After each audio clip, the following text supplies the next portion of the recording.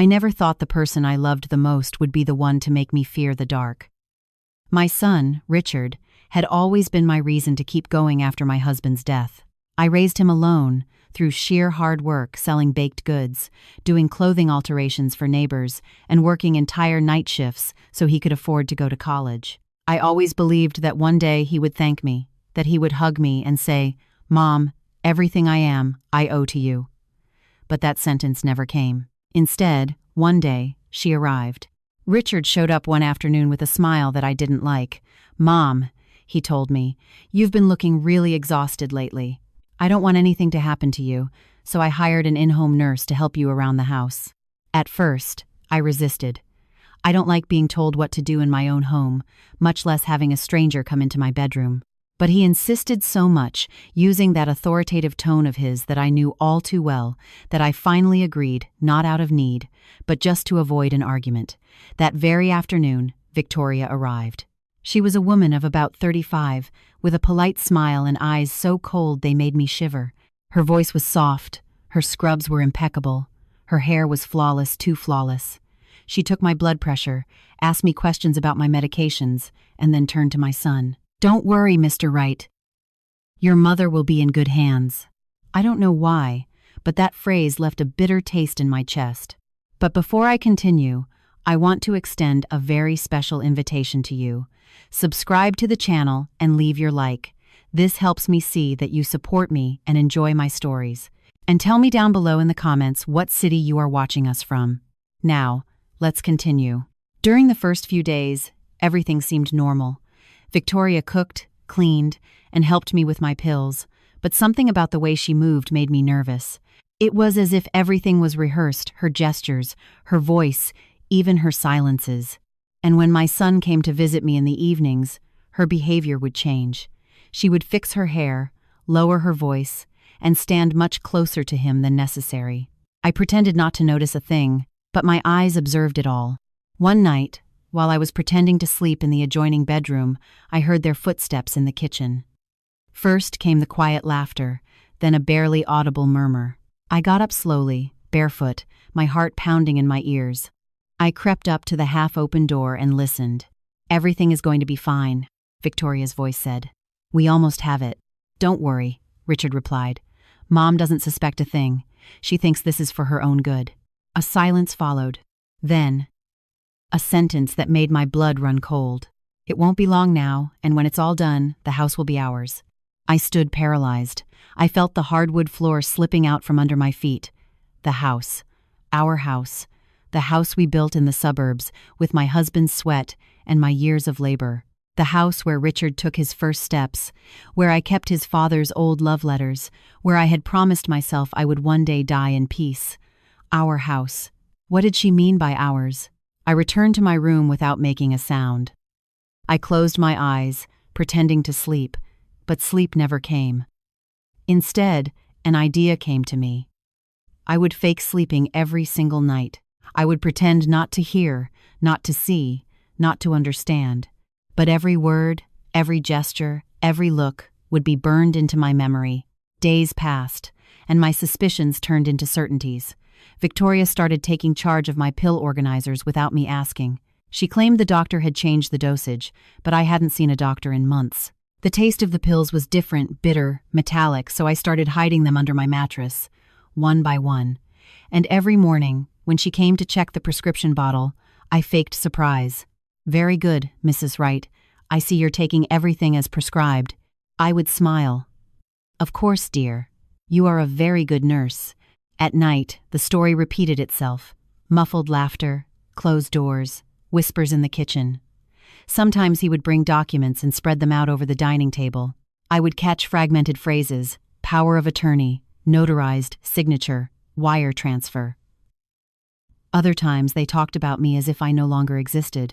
"When this is all over," Richard would say, "we can travel, start over." And Victoria would reply, "We just need one more signature. Don't worry, I'll convince her." One afternoon, I decided to check the drawers where I kept my important paperwork. The envelope with the cash savings I had kept for years was gone. In its place was a new one with fewer $100 bills and a sticky note that read, "Don't worry, Mom." I put it in a safer place. That was the first time I felt true fear. It was no longer a suspicion, it was a betrayal. That night, while I pretended to sleep, I heard something different. It wasn't laughter or plans about money anymore, it was something much darker. "What if we do it soon?" Victoria asked in a low voice. "You already have the power of attorney signed, and nobody ever comes to visit her." "Relax," Richard replied tensely. "It all has to look natural. Her heart is already weak." I clutched my hand to my chest. For a second, I thought I was going to scream, but I held it in. I couldn't give myself away. If they wanted to hurt me, I had to stay one step ahead. And it was then that I knew I wasn't alone. That same night, when Richard left the house, I dialed a number I hadn't called in years. "Good evening," I said with a trembling voice. "Who is this?" a deep voice answered. "This is Eleanor Wright. I need to speak with you. It's about my son." The silence on the other end lasted for what felt like an eternity, and then the firm voice of a man said, "Mrs. Wright, don't worry. I'm listening." I didn't sleep at all that night, not out of fear, but out of absolute certainty. If they thought I was weak, they were dead wrong. Fear has a sound. It isn't a scream or a slamming door. It's a faint murmur that bleeds through the drywall in the early hours of the morning, when you pretend to sleep with your eyes closed, but your soul is wide awake. From that night on, I began to listen to everything. Every word, every footstep, every breath became a warning. During the day, I feigned normalcy. I smiled, drank the tea Victoria prepared for me, and talked about trivial things. She seemed increasingly comfortable, walking around my house as if she already owned it. Richard, on the other hand, looked at me with distance, with that mix of impatience and pity that hurt me more than any insult ever could. But at night, the truth carved its way out. I had decided to leave an old cell phone on the end table, hooked up to an ancient cassette recorder my late husband used back when he worked at the auto plant.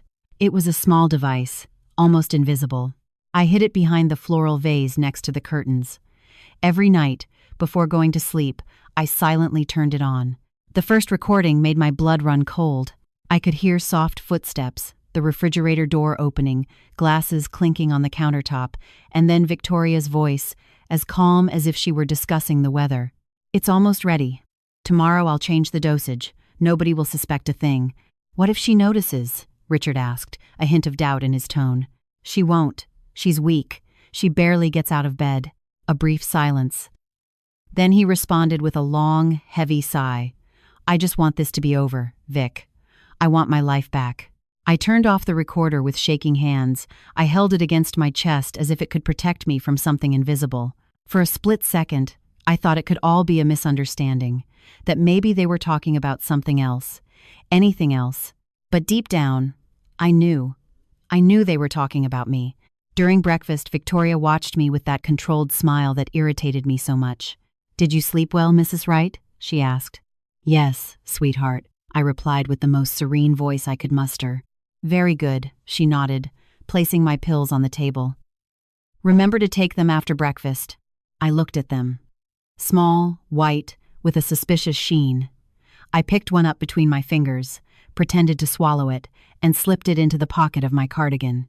"You are so good to me, Victoria," I said. "I don't know what I would do without you." She smiled, clearly pleased with herself. I smiled back, but mine was a very different kind of smile.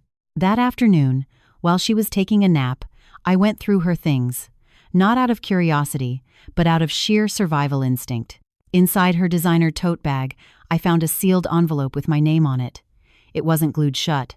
I opened it. Inside was a legal form with my signature on it.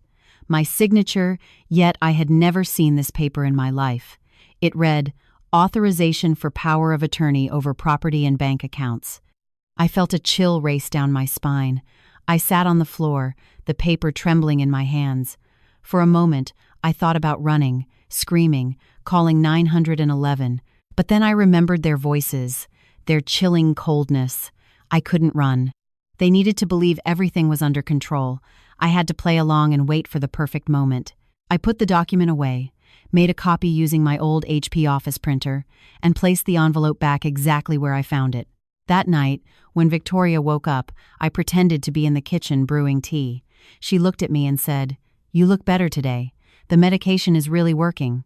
I nodded, while inside I thought, Yes, but not the way you think. At midnight, the sounds returned, the hallway door creaking, the slow footsteps, the muffled voices. This time, I got out of bed and crept closer without making a sound. Everything is set, Richard said. The account will be closed tomorrow. Perfect, Victoria replied. In a week, we'll be out of here. And as for her, don't worry, by the time it happens, she won't feel a thing. My breath caught in my throat. I gripped the doorframe, desperately trying not to make a noise. My palms were sweating. I felt my heart hammering against my ribs as if it wanted to escape before I could. Suddenly, I heard something that brought my breath and my terror rushing back all at once. Victoria lowered her voice and said, "We have to do it right. I don't want any blood." Richard answered, his voice tight. "Just make sure it looks natural. Nobody's going to miss her much anyway, right?" She laughed, a short, dry, inhuman laugh. I went back to my room and locked the door. I turned on the recorder and listened to what I had just captured. Their words repeated over and over until I finally convinced myself I wasn't going crazy. It was them. My son and his nurse. They were planning to kill me. I didn't cry that night. Not anymore. My tears had dried up. All that remained was something far stronger than fear, the absolute resolve to survive. I grabbed a notepad and wrote a letter addressed to the police department, explaining everything I had uncovered. I wrote down names, dates, exact quotes, and hid it in the kitchen drawer underneath the placemats. If anything happened to me, someone would find it. When the dawn light finally touched the curtains, I sat on the edge of the bed and took a deep breath. The sunlight gave me courage. I was no longer the fragile old woman they thought I was. I had spent my entire life facing worse things: poverty, loneliness, the death of my husband. And I wasn't about to let them take the only thing I had left: my life and my dignity. That morning, when Richard walked in wearing his office suit, I greeted him with a bright smile. "Did you sleep well, Mom?" he asked. "Yes, son," I said, holding his gaze. I slept very well, and for the first time, saying it wasn't a lie. I had slept, but with my eyes wide open. And by tomorrow night, they wouldn't be the only ones plotting something. Fear takes many shapes. Sometimes it's a noise behind a door. Other times, it's the silence of a son who no longer calls you Mom with the same warmth he used to. But that morning, fear disguised itself as nostalgia. I sat in the dining room armchair with a mug of black coffee in my hands and let the memories crash over me like a slow wave. I needed to understand at what exact moment my son had turned into someone capable of planning my murder. The clock struck 10 a.m. The house was dead quiet. Victoria had gone out to the local grocery store, and Richard wasn't home yet. It was my only hour of freedom. I got up, walked to the old hallway closet, and opened the wooden trunk where I kept the few mementos left from my previous life. Wedding photos, the gold band that no longer fit my finger, a lock of Richard's hair from when he was a baby, yellowed by the years. I ran my fingers over one photograph in particular: Richard, barely 6 years old, smiling with crooked teeth, holding a birthday cake I had baked for him. On the back, in my handwriting, it said, "My treasure, my reason for living." I felt a knot form in my throat. The very same boy who used to hug me the moment he woke up was now the man watching me while I slept. And yet, my heart refused to hate him. A mother's love doesn't just vanish, it shatters into pieces, and every single piece keeps on beating. I stared at the portrait for several minutes. In the reflection of the glass, I saw a different woman, wrinkled, exhausted, but still alive. And I remembered the man who taught me to never give up. My husband, Arthur. He used to tell me that problems aren't faced with brute force, but with patience. "The one who knows how to wait, Ellie, always wins," he would repeat. I knelt in front of the trunk and began pulling out old files, searching for something, though I wasn't entirely sure what, until I found it. A folded, yellowed piece of paper with my name written in blue ink. It was his handwriting. I would recognize his strokes anywhere. I opened it with trembling hands. The paper smelled like time, dust, and love. It read, "My dearest Eleanor, if you ever read this, it's because I'm no longer with you. I don't want you to suffer, but I do want you to remember something. Do not trust anyone who speaks of your own good while pulling you away from yourself. When life robs you of your faith in your own blood, trust your instincts. Your heart is never wrong. And if someday our son loses his way, do not look for him with tears. Look for him with the truth, because only the truth can give back to a son what greed stole from him." I read that letter over and over. It wasn't just a goodbye, it was a warning, a guide, and in that instant I understood. I shouldn't confront Richard with hatred, but with the truth. I hid the letter under the dining table's tablecloth and jotted down the address of Arthur's old workshop on a scrap of paper. I hadn't been there in years. Ever since he passed away, the tools had been left to rust and the garage doors locked tight. But something told me I would find more than what I was looking for there. That old building held secrets and maybe evidence.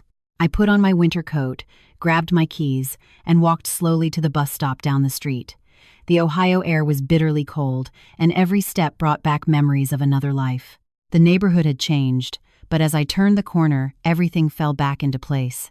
The corner bakery, the old telephone pole, the faded green garage doors of the workshop, it was exactly the same, just a little sadder. I pushed the rusted side door and stepped inside. The smell of sawdust and motor oil hit me like a caress from the past. There were still wood shavings scattered across the workbench. I closed my eyes, and for a second, I could feel him there, working, whistling his favorite tune. Then I noticed the desk drawer was slightly ajar. Inside was a thick manila envelope filled with paperwork, old documents, property deeds, the blueprints for the house, and tucked between them, a document that was almost crumbling in my hands. It was a certified copy of Arthur's last will and testament. I read it aloud, in absolute disbelief. "I leave the family home in the hands of my wife, Eleanor Wright, with the strict clause that the title will only transfer to our son in the event of her natural death." My heart raced. In legal terms, that life estate clause meant that, as long as I was alive, the house could not be sold, mortgaged, or legally transferred, not even with a forged power of attorney. They didn't know. I stood perfectly still, breathing heavily. Suddenly, the fear morphed into something else entirely. Strategy. I now had an ace up my sleeve, a piece that could flip the entire board. I returned home with the will tucked securely into the inner pocket of my coat. The sky was turning gray, an omen of a coming storm. When I walked in, Victoria was already there, setting the table for dinner. "Did you go out, Mrs. Wright?" she asked with a smile that didn't quite reach her eyes. "Yes, sweetheart. I went for a little walk. It's good for my legs. You should have told me. I worry when I can't find you." "Oh, don't you worry," I said slowly, looking directly into her eyes. "I haven't lost my way just yet." She forced a laugh, but I caught a flicker of unease in her gaze. For the first time, I was the one observing her calmly, and she was the one who looked nervous. That night, when I lay down, I pulled the will out and hid it under my pillow. I traced its edges with my fingertips the way someone touches a secret weapon. I no longer felt defenseless. No, I knew the game had changed, but the final move was still missing. I stared at the ceiling, my heart beating in a slow, steady rhythm. I remembered Arthur's last words to me before he died. "If you are ever afraid, make the fear obey you." I smiled, because fear no longer controlled me. I held it right in the palm of my hands, and as the clock struck midnight, I knew that for the first time, I was plotting something too. They say old age strips you of your strength, but what they don't tell you is that it gives you something far more valuable: patience. And when patience aligns with pain, it becomes a silent weapon. From that night forward, I stopped being the trusting mother they thought they had on a leash. I began watching everything through a different lens, like a hunter who refuses to strike until she knows exactly where to bite. The first phase of my plan was simple: make them trust me even more. Victoria needed to believe I had completely dropped my guard, that any lingering suspicions had vanished. So, for a whole week, I made a point to thank her for every little gesture. I brewed her tea, smiled at her, and pretended to need her help for the most basic tasks. "You're an angel, sweetheart," I would tell her in a sweet tone. "Whatever would I do without you?" And she would smile proudly, genuinely believing she had finally tamed me. Richard, meanwhile, barely looked my way. He spent hours sorting through paperwork, making hushed, nervous phone calls. Sometimes I'd catch him saying, "Yeah, the paperwork is almost finalized. She'll sign soon." I watched him from the hallway, dead silent, hidden behind the drapes, with the tape recorder rolling. Every word was a bullet, Every lie, evidence. One morning, while pretending to look for a coffee mug in the pantry, I noticed Victoria had left her purse unzipped on the kitchen island. Inside was a small glass vial with a pharmacy label that read Sedatol. I recognized it. It was a heavy-duty sedative, the kind that can induce cardiac arrest if mixed with other medications. I didn't have to think twice. I snapped a picture of it with the old smartphone I kept in my apron pocket and put it back exactly as I found it. My hand didn't shake. Nothing shook me anymore. That afternoon, while Richard was napping on the living room sofa, I approached Victoria with my brightest smile. "Could you do me a favor and come with me to the bank tomorrow?" I asked. "I want to look over a wire transfer, but I get so confused with all those forms." Her eyes lit up. It was exactly what she had been waiting to hear. "Of course, Mrs. Wright," she purred. "It would be my pleasure to help you." She had no idea she had just accepted the most dangerous invitation of her life. That night, I sat in front of my vanity mirror and spoke to myself. "Don't do it out of hatred," I repeated. "Do it for justice." The face staring back at me was no longer that of a defeated, elderly widow, but of a woman who had chosen to die on her feet fighting. I took Arthur's will, tucked it into my purse alongside his letter, the cassette recorder, and a handful of the empty pill capsules I had kept as proof. Then, I dialed a number on my phone, the same one I had called days ago. "Good evening, Detective Miller," I whispered. "Mrs. Wright. Do you have something new?" "Yes," I said slowly. "Tomorrow morning at 10 a.m., we are going to the bank." "Understood. We'll be ready." I hung up. For the first time in weeks, I slept peacefully. The next morning, the sun glared with a brightness that hurt the eyes. Victoria arrived early, wearing a sharp blue blouse and that heavy perfume that turned my stomach. "Ready, Mrs. Wright?" she asked. "Yes, sweetheart," I replied. "Just give me one moment." I stepped into my bedroom, closed the door, and checked my purse. Documents, recorder, phone, pill evidence, everything was in order. When I walked back out, she was already jingling the keys to Richard's Ford sedan. "Let's go," she said with her plastic smile.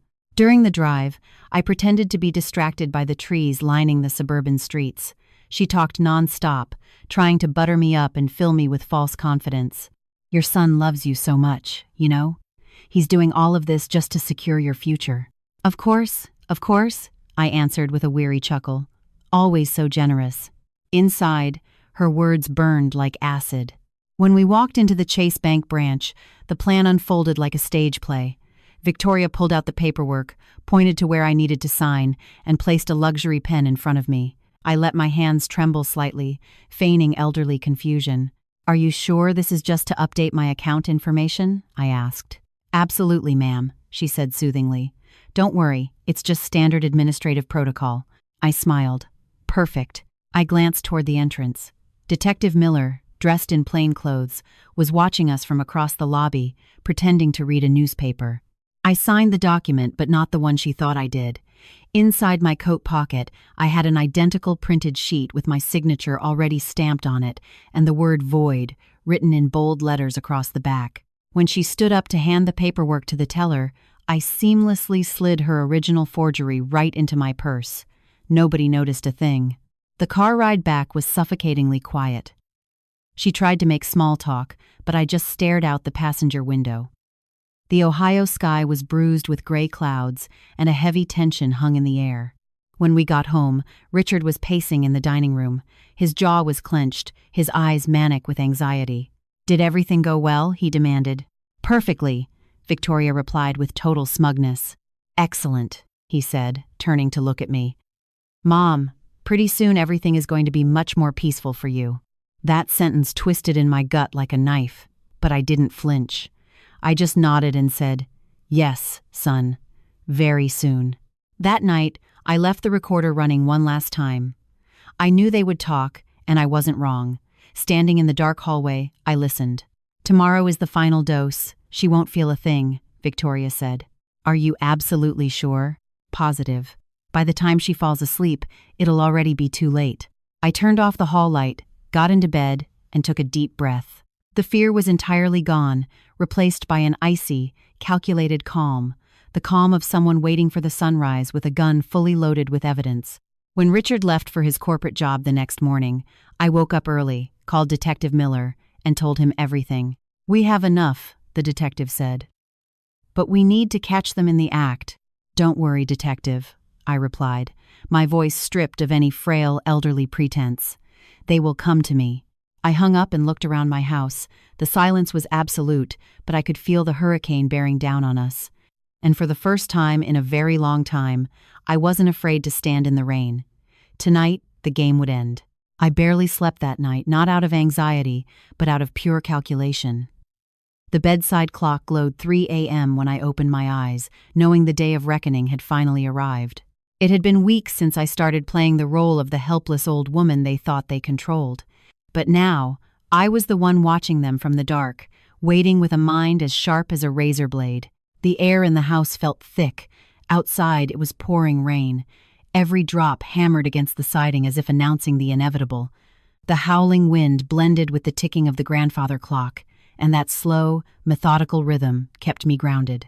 The execution had to be flawless. One single mistake, and they would win. At 7 a.m., I heard the crunch of tires as Richard's car pulled into the driveway. My heart kicked into high gear, but my hands remained steady. I looked at myself in the bathroom mirror and forced a smile. A faint, serene smile, the smile of someone who is no longer afraid to die because she has already decided exactly how to fight her final battle. Richard walked through the front door holding a bouquet of flowers. He never bought flowers. "Good morning, Mom," he said, his voice laced with an eerie sweetness. "Good morning, sweetheart," I replied. "What a beautiful surprise." He smiled, shifting awkwardly. "I brought them for you because I want us to be okay." I looked dead into his eyes. "Of course, son. Everything is fine." Right behind him, Victoria emerged holding a serving tray with a steaming mug of tea. Her heavy perfume instantly filled the room. "I brewed you something to help you relax, Mrs. Wright," she said, flashing that clinical, professional smile. The tea looked thick, the color just a few shades darker than usual. There was the trap. But before we continue, tell me down in the comments what you're thinking of this story so far and what you would do if you were in my shoes. Don't click away from the video, because what happens next will give you goosebumps. All right, let's continue. I took the mug in both hands, letting the heat radiate through the porcelain. Victoria was watching me like a hawk. Richard pretended to look at his phone, but his eyes were darting toward me. I knew they were waiting for the exact second I swallowed it. So, I did. I took one slow, deliberate sip. The taste was violently bitter. I pretended not to notice. "It's delicious," I murmured softly. "I think a little nap will do me some good." "Yes, Mom," Richard agreed quickly. "That's for the best." I set the mug down on the coffee table and leaned back into the recliner. My eyelids began to flutter shut, not from their poison, but from the standard over-the-counter sleep aid I had taken a half-hour prior, just enough to simulate deep drowsiness. Victoria stepped closer and checked my pulse. "She's going under," she whispered. "Perfect," Richard muttered. "We finish this in 5 minutes." Their voices began to sound distant. I kept my breathing slow and measured. Through the slits of my half-closed eyelashes, I watched him open a small metal lockbox. Inside was a syringe. The sharp snap of the plastic cap being removed chilled me to the bone. "Are you absolutely sure about the dosage?" Richard asked. "Yes," she answered coldly. "It's fast, painless." And then, just as she raised her hand holding the needle, the doorbell rang. A loud, aggressive, repetitive knocking followed. Both of them jumped out of their skin. Victoria instinctively hid the syringe behind her back. Richard scrambled toward the front door, his footsteps frantic. "Who is it?" he shouted, irritated. "Cleveland Police Department," a booming voice answered from the porch. My heart leaped. The moment had come. Richard cracked the door open just an inch, and within a fraction of a second, the door was shoved completely open. 2 uniformed officers and a detective pushed their way inside without asking for permission. "Richard Wright?" Detective Miller asked, his voice dripping with authority. "We have a search warrant for this premises based on a tip for attempted murder." All the blood drained from Richard's face. "What? No, there has to be some kind of mistake." Victoria stumbled backward, dropping the syringe. The clatter of the plastic and needle hitting the hardwood floor echoed through the dead silence of the room. I slowly sat up from the recliner, my eyes locked onto my son's. For a split second, his face was a portrait of sheer shock, terror, and something that almost looked like regret. "Mom," he whispered. "Don't say a word, Richard," I replied with absolute calm. "Don't even bother lying." The officers immediately began tearing through the house. One of them found the hidden vials of pills in the fake nurse's tote bag, the voided copies of the forged power of attorney, and the cassette tapes I had lined up perfectly on the dining table. Every word, every piece of evidence, every late-night confession, it was all right there. Detective Miller looked up from the table. "We received your tapes and documents, Mrs. Wright. Everything lines up. Victoria Hayes, you are under arrest for attempted homicide. And you, Richard Wright, for conspiracy to commit murder." My son tried to lunge toward me. "Mom, I didn't know. It was all her idea." "Don't lie to me," I cut him off, my voice echoing off the walls. "I heard you with my own 2 ears. You were going to kill me over a piece of real estate." As the officers slammed the handcuffs onto their wrists, the rain continued to thrash against the windows. I remained standing, my body trembling not from fear, but from profound exhaustion. The crushing weight of the years, the grief, and the betrayed love crashed down onto my shoulders all at once. As the cops marched Richard past me, I looked at him one last time. "I gave you life, son," I hissed, tears finally spilling over. "And you tried to take mine. Now you will learn what it means to live without a soul." He dropped his head, completely speechless. Victoria was sobbing hysterically, but her tears meant absolutely nothing to me. I just wanted them out of my house. I wanted the air to feel clean again. As the squad cars pulled out of the driveway, their sirens wailing, Detective Miller walked over to me. "You did it, ma'am," he said respectfully. "Very few people would have had your kind of nerve."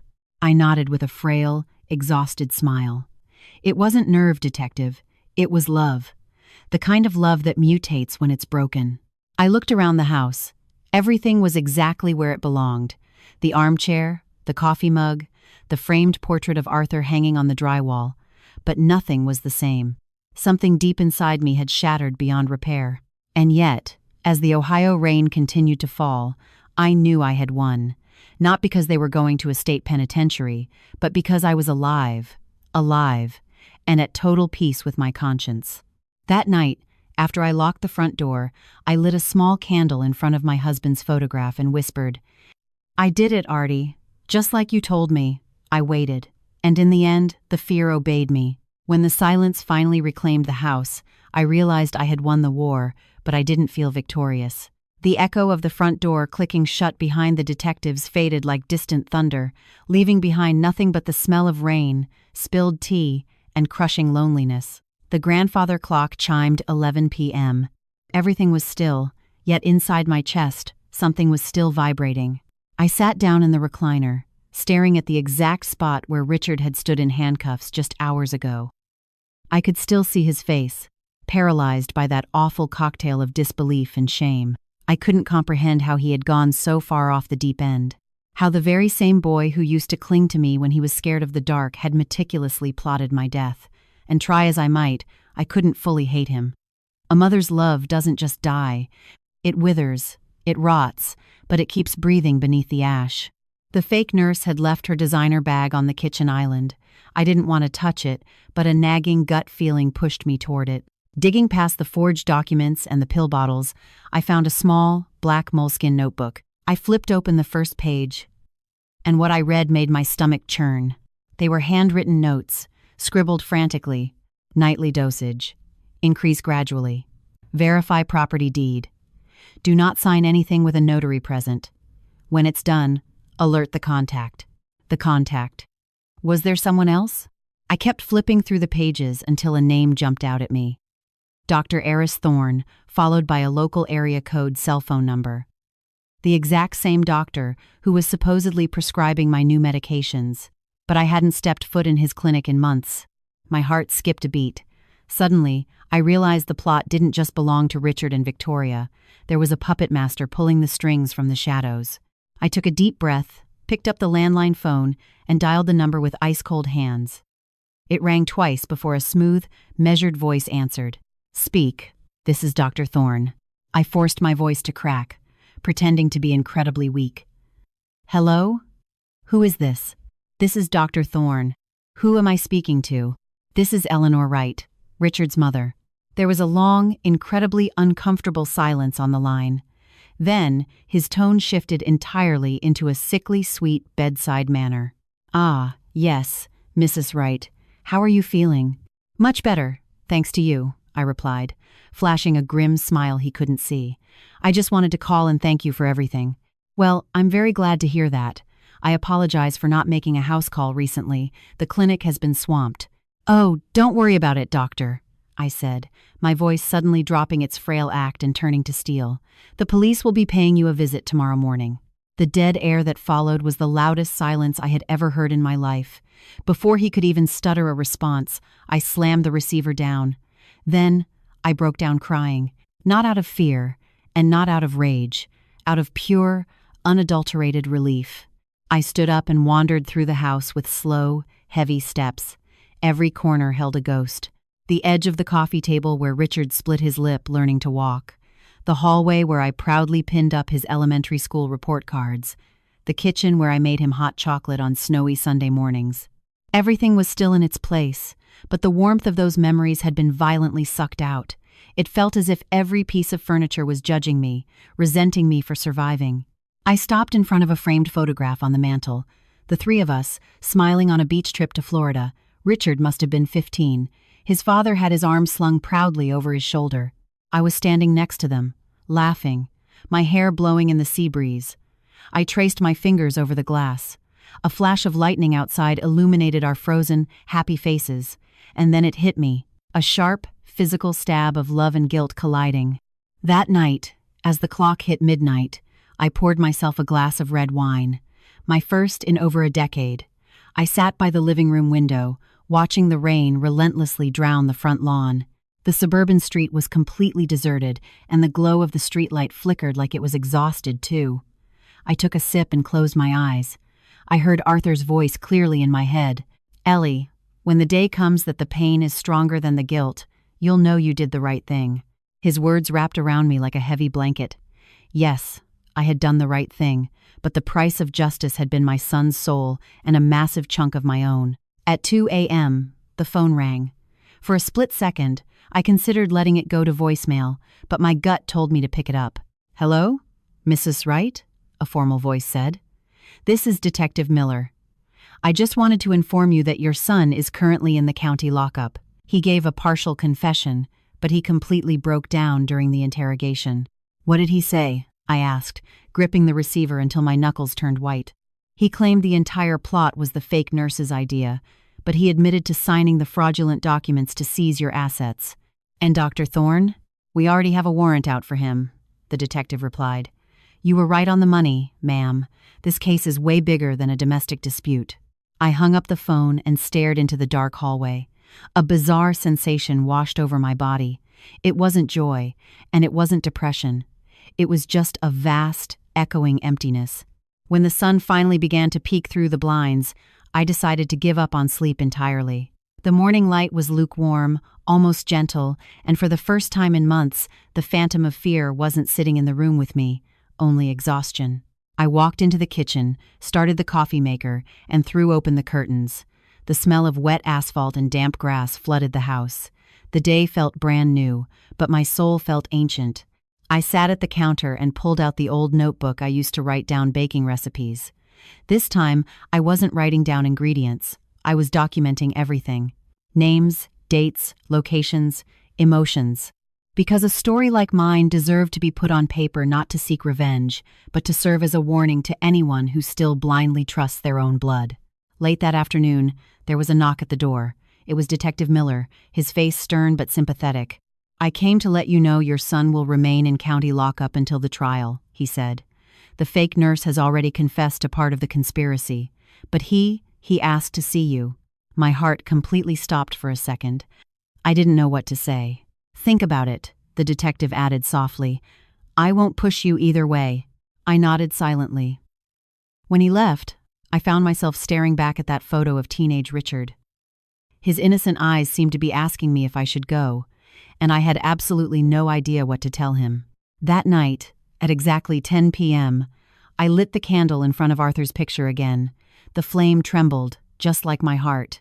I whispered into the empty room, What started in terror has ended in silence, but in this silence, I can finally breathe. And just like that, with the Ohio wind whistling through the window frames and the house wrapped in shadows, I knew my story wasn't completely over. I had survived the ultimate betrayal, but I still had one last agonizing decision to make. I never imagined I would see my own child behind bars. When Detective Miller called and reiterated that Richard was begging to see me, I hesitated. I spent the entire night wide awake, staring at the ceiling fan, wondering if putting myself through that was really necessary. But when the sun came up, I realized I couldn't carry that boulder on my chest forever. The loop had to be closed, no matter how much it ripped me apart. I arrived at the county jail with a lump in my throat. The air inside smelled of industrial bleach and rusted iron. The mechanical buzz and heavy slam of the electronic steel doors echoed down the corridors like the sound of something permanently breaking. A corrections officer escorted me to a bleak, cinder-block visitor's room with a bolted-down metal table and 2 chairs. "Wait here," she ordered. I sat down, taking deep, shuddering breaths, trying to brace myself for what was about to walk through that door. Minutes dragged like hours. When they finally brought Richard in, I almost didn't recognize him. He had dropped at least 10 pounds.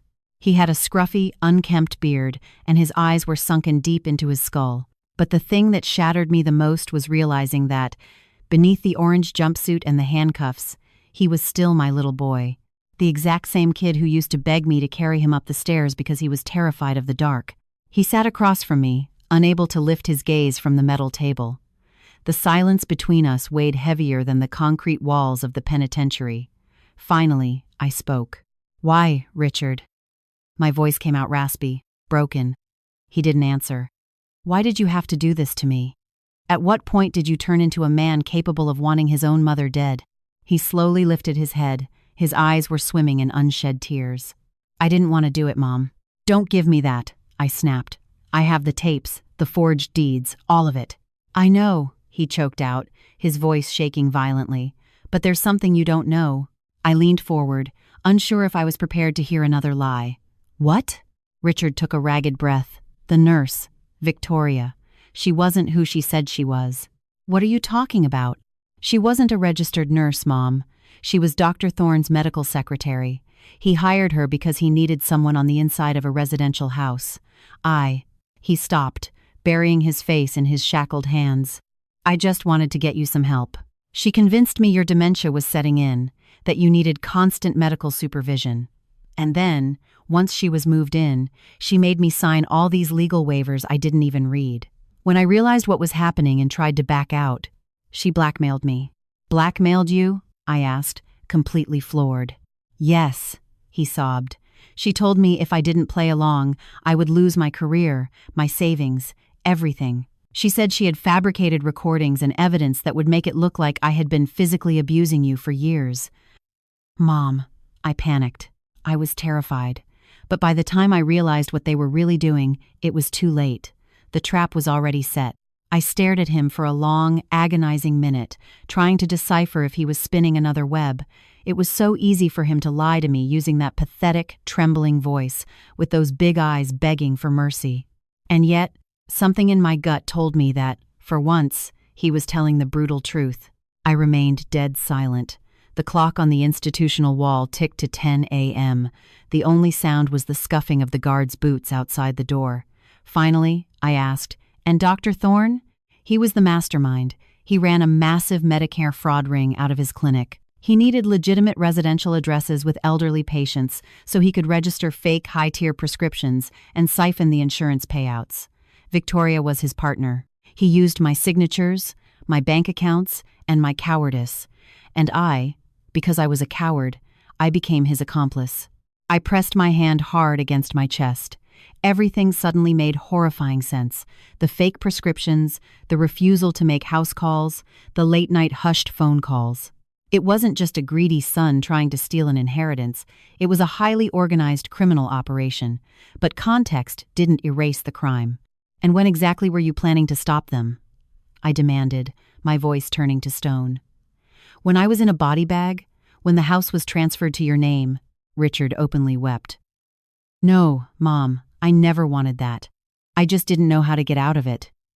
I was terrified that if I went to the cops, they would kill me too. She controlled every single variable. For the first time in years, I saw him as truly fragile, vulnerable, almost like that toddler running into my arms after a bad nightmare. But this time, I was the nightmare he couldn't wake up from. My stoic silence was burning him alive. "I believed every word you said, Richard," I finally whispered. "Every fake smile, every lie dressed up as a son's concern. And even then, when I first started finding the pills and hearing the whispers, I gave you chances to come clean. But you chose to stay quiet." "I know, Mom," he wept. "I know, and that's why I'm not asking for your forgiveness. I just need you to know that when I used to watch you sleep, listening to you breathe, the guilt ate me alive. Every single night I thought about pulling the plug on the whole thing, but I was paralyzed. It was like being tied up from the inside out." I looked at him.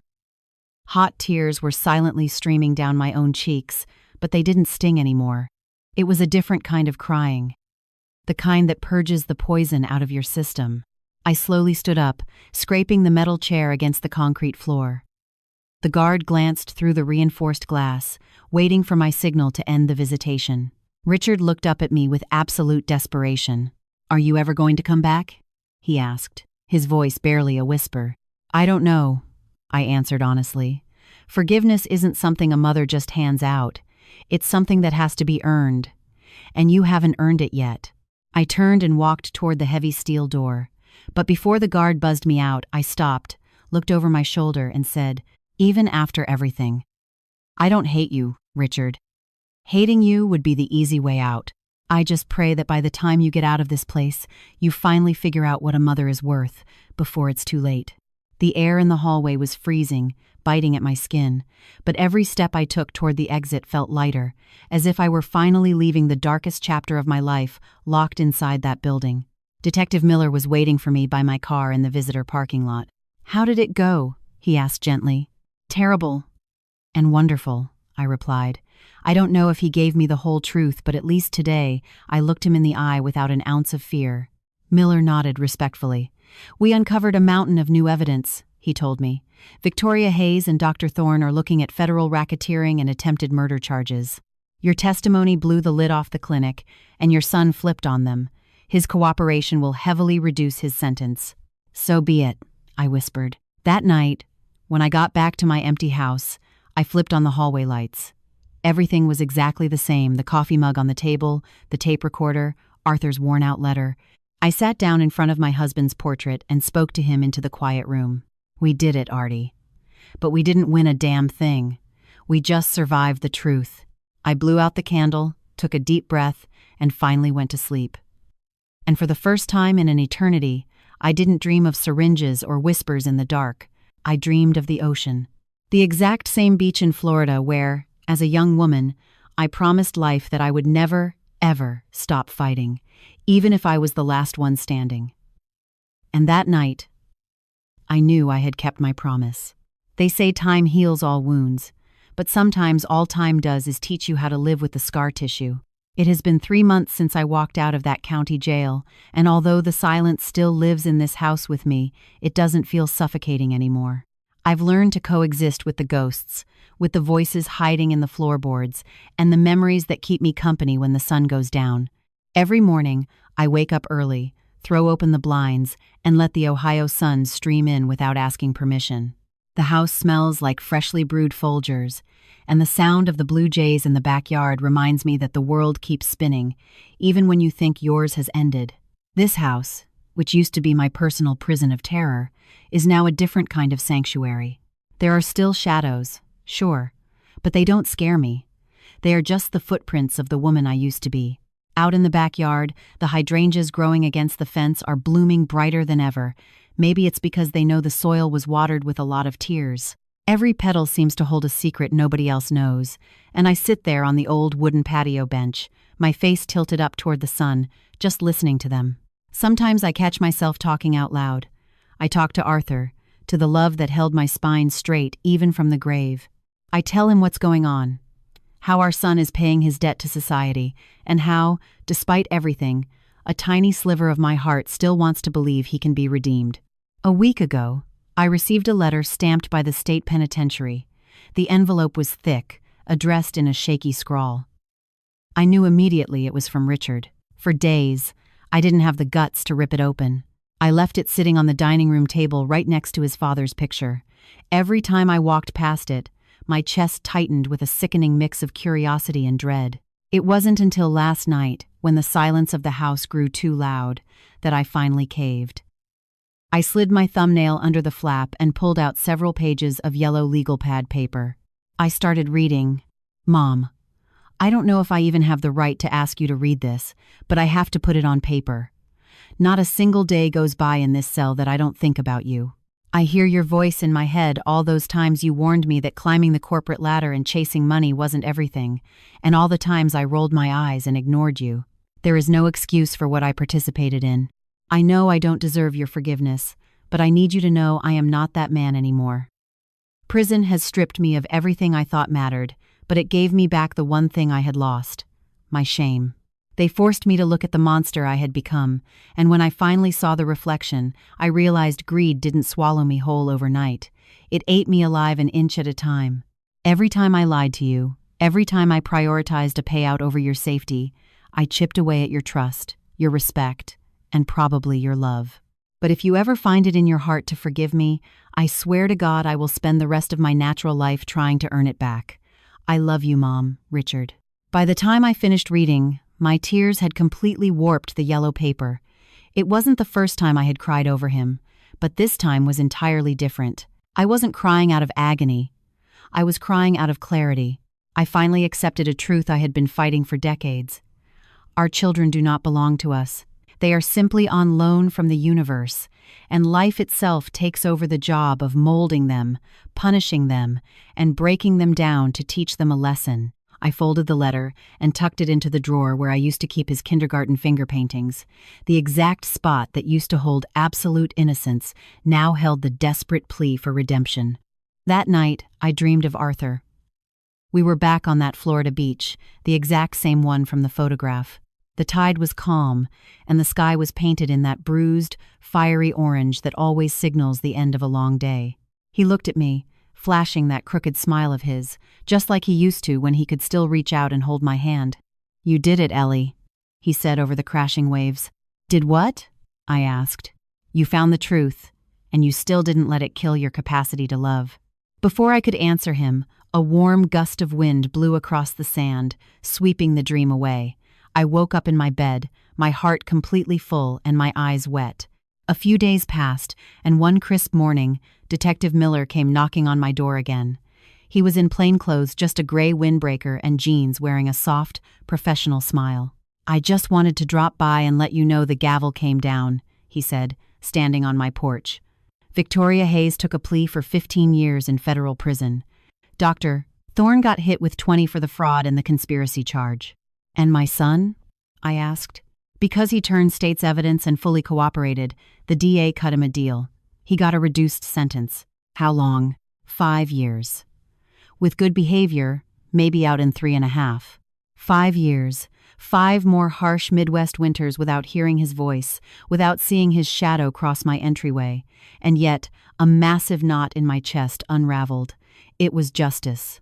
Not a merciless execution, but not a slap on the wrist either. It was exactly what he needed. Before walking back to his unmarked cruiser, Miller handed me a small manila envelope. "Your son asked his public defender to make sure you got this." I opened it on the porch. Inside was a tarnished, cheap metal locket holding a tiny, faded picture of the two of us. It was the Mother's Day gift Richard had bought me with his allowance money when he was 10 years old. I clutched it so tightly against my chest, it dug into my palm, and for a fleeting second, I felt both of our hearts beating at the same time. Ever since that day, I sit down at the kitchen counter and write a new page in my notebook. They aren't logs of criminal evidence or survival strategies anymore. They are just thoughts, reflections, prayers. I write to other mothers out there across the country who have felt the gut-wrenching betrayal of their own flesh and blood. I write to tell them they aren't crazy, and they certainly aren't alone. I tell them that getting older doesn't make us useless liabilities. It makes us bulletproof. And I tell them that sometimes the purest form of love is knowing exactly how to go to war to defend yourself. I've learned that real forgiveness isn't a sentence you just say out loud. It's a bridge built out of time, bricks, and brutal honesty. I don't know if the day will ever come when I can hug Richard in my living room without my hands shaking, but I do know that when that day arrives, there won't be an ounce of resentment left in my body. Only the absolute certainty that, even standing in the middle of a burning building, a mother always figures out how to love again. One afternoon, while I was sweeping the autumn leaves off the driveway, a neighbor walked over. "Eleanor," she asked, leaning on the property line fence, "how on earth do you keep moving forward after everything that made the papers?" I leaned on my broom and smiled. "I learned a hard lesson," I told her. "People can steal every single thing you own, but they can never steal who you are. And who I am, even if the whole world forgets it, is a mother. A mother who is still breathing, still remembering, and still thanking God every time she opens her eyes in the morning." The day I got the call from the Department of Corrections that Richard was being moved to a minimum security work camp, I knew the cycle was officially closing. I drove my old car down to the cemetery and laid a bouquet of fresh hydrangeas against Arthur's headstone. I sat down on the frosty Ohio grass, breathed in the freezing air, and spoke to him. "You can rest now, honey. Our boy is paying his tab." And me? I finally figured out how to live without looking over my shoulder. The wind picked up, rustling the flowers against the granite as if a hand were gently brushing past them, and for the first time in years, I smiled a real smile, completely stripped of any sorrow. That night, I opened my notebook and wrote the very last entry. I titled it, "The Final Lesson." Underneath, in steady, cursive handwriting, I wrote, "Not all happy endings are wrapped in a bow. Some of them are deafeningly quiet, painfully simple, and covered in thick scars. But a true happy ending isn't a fairy tale where everything magically goes back to normal. It's the moment your soul finally makes peace with itself. I was manipulated, humiliated, and marked for death by my own blood. But I am still alive. I am still standing right here. And if anyone ever reads this, let it be known. Never, ever underestimate the heartbeat of an American mother, because when you push her into a corner, she doesn't seek bloody revenge. She seeks absolute justice, fueled by an unbreakable love." Eleanor's voice cracks slightly, but she clears her throat, her posture iron straight. "And that was my story," she whispers to the camera. "A story of greed, of staggering loss, but ultimately, of resurrection." Tell me down in the comments what city or state you're watching from. Your voice and your support keep me company more than you could ever imagine. If my story touched your heart, hit that like button and subscribe to the channel to keep hearing more real accounts of survival, grit, and hope. Because at the end of the day, every single one of us, no matter our age, has a story that deserves to be told. Yeah.